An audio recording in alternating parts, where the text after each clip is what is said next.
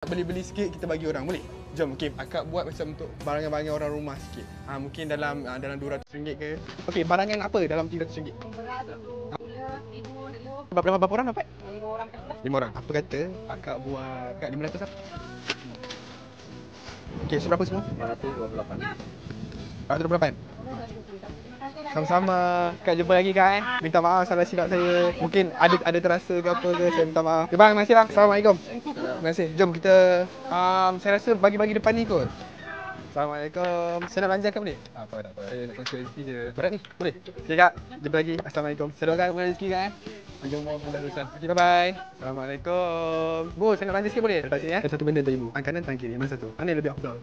Kanan betul? Ni betul ibu. Doakan saya tau. Saya pergi dulu ibu. Assalamualaikum. Baik kan? Macam mak sendiri lah. Aduh, rindu mak aku. So, tengok bagi saya boleh? Boleh lah abang bagi. Okay bang, Assalamualaikum. Salam. Masih jumpa lagi. Okay, jumpa lagi. Alright. Okay. Okay bye-bye. Okay.